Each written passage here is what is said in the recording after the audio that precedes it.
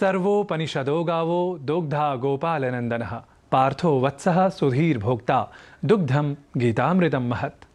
उपनिषदों का सारभूत एक ग्रंथ है जिसका नाम है श्रीमद् भगवद गीता, जिसका अनुवाद विश्व की प्रायः हर एक भाषाओं में हुआ है, जिससे प्रभावित पूरी दुनिया हुई है, चाहे वह वैज्ञानिक हो, चाहे वह महापुरुष हो, चाहे वह साहित्यकार हो, चाहे वह नायक हो, चाहे वह कोई खिलाड़ी ही क्यों न हो।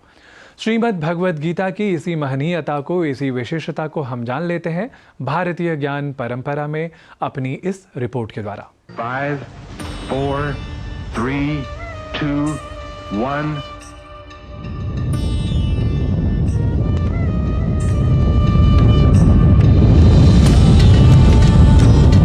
दिवि सूर्य सहस्रस्य भवेद्युगपदुत्थिता यदि भाः सदृशी सा स्याद् भासस्तस्य महात्मनः। इस श्लोक को पुनः उच्चारित किया था रॉबर्ट ओपेनहाइमर नामक प्रसिद्ध परमाणु वैज्ञानिक ने। हिरोशिमा परमाणु विस्फोटास्त्र क्षेपण के पश्चात हुए तात्कालिक विध्वंसक क्षण में ही उस प्रसिद्ध और श्रीमद् भगवद गीता से संप्रेरित वैज्ञानिक ने गीता के एकादश अध्याय के इसी श्लोक के समादर्श स्वरूप का साक्षात्कार किया था। महाकाल का संहारक स्वरूप जिस प्रकार से श्रीमद् भगवद गीता में निरूपित है, ओपेनहाइमर ने ही तब आधुनिक वैज्ञानिक विधि के अनुसार इसे समर्थित किया था। I remembered the line from the Hindu scripture, the Bhagavad Gita. Vishnu is trying to persuade the prince that he should do his duty, and to impress him takes on his multi-armed form and says, "Now I am become death, the destroyer of worlds." Mahabharat के रणक्षेत्र में युद्ध से पलायनोन्मुख अर्जुन के लिए श्री कृष्ण द्वारा प्रस्तुत वचनावली ही जीवन के प्रत्येक क्षेत्र से संबद्ध लोगों के लिए एक सार्वभौमिक प्रेरक ग्रंथ के रूप में वस्तुतः परिणत हुई।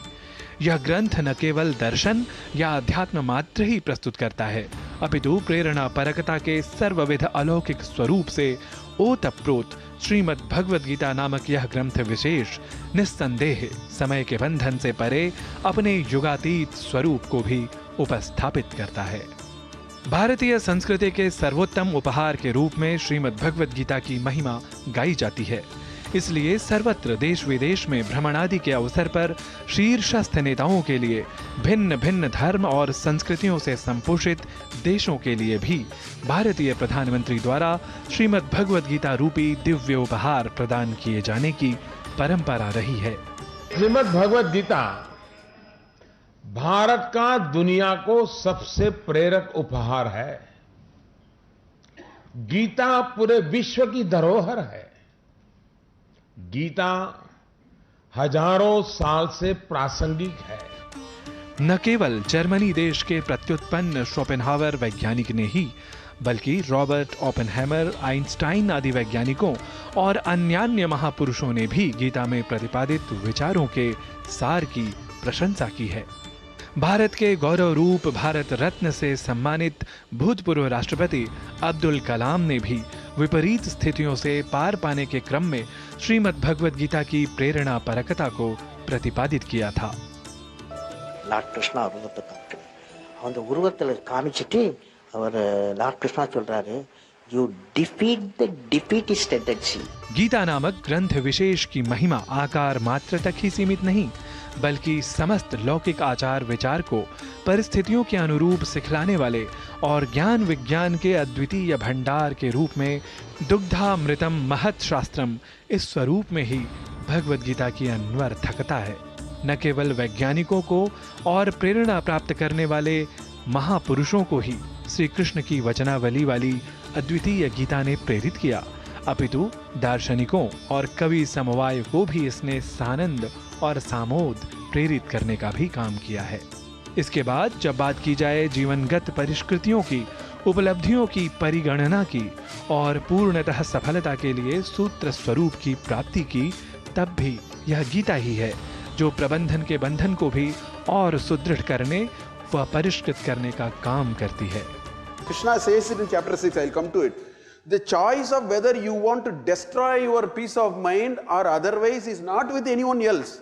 We often think he upset me. Nobody can upset you. You have to make up your mind and say, I want to get upset now. Uddharet atmana atmanam na atmanam avasadayet. Atmaiva bandhuhu atmanam atmaiva ripuratma.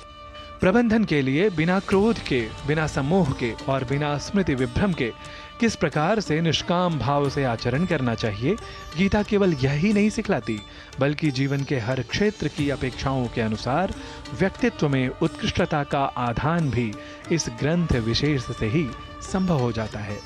समग्रता से कहें तो क्रिया योग अथवा कर्म में कुशलता के लिए श्रीमद् भगवद गीता हमें संप्रेरित करती है।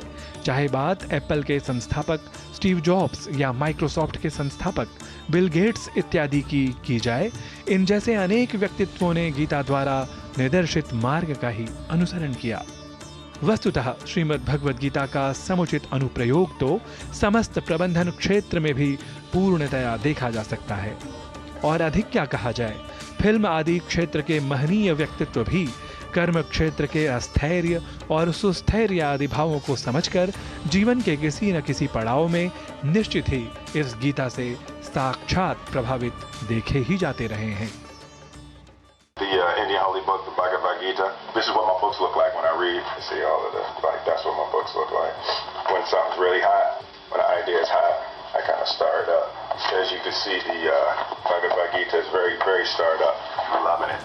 इस तरह श्रीमद् भगवद गीता को लेकर जीवन के विविध क्षेत्रों में सफलता के शिखर पर विराजित प्रेरक व्यक्तित्वों की वचनावली हमें प्राप्त होती है। संपूर्णतः भारतीय ज्ञान परंपरा की अद्वितीयता और अनुपमता को समेटना हो तो भगवद गीता तो अनन्य ही है।